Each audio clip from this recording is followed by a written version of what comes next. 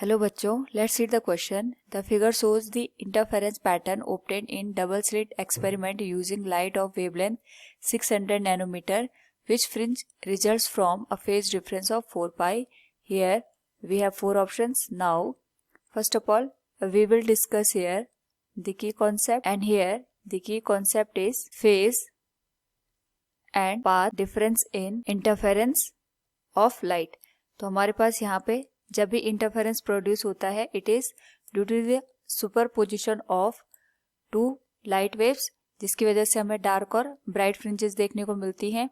इस केस में we have given lambda equal 600 nanometre और हमें यहाँ पे जो फेज डिफरेंस है it is given of 4 pi. Now हमें यहाँ पे बताना है कि जो 4 पाई यहाँ पे फेज डिफरेंस प्रोड्यूस हो रहा है वो कौन सी हमारे पास यहाँ पे फ्रिंज को देखने को मिल रहा है. Now we know that the relation between path difference del x and phase difference del phi, it will be del phi equals del x 2 pi divided by lambda.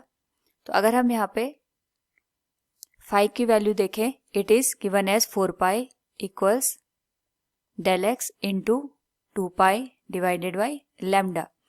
Pi से पाई कैंसिल हो जाएगा और हमारे पास यहाँ पे जो del x है इसकी वैल्यू आ जाएगी 2 लैम्डा.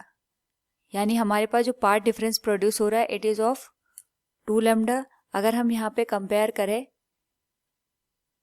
कंस्ट्रक्टिव इंटरफेरेंस से, so we know that the path difference for constructive interference is del x equals n lambda. यहाँ से हमारे पास जो एन की वैल्यू आएगी इट इज 2. इसका मतलब हमारे पास जो सेकेंड ब्राइट फ्रिंज है it shows the phase difference of 4 pi.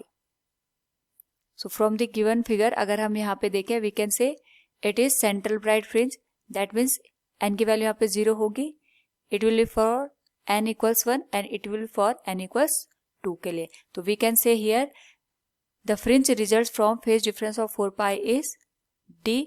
Option D will be the correct answer. Hope all you understood it. Thank you and best of luck.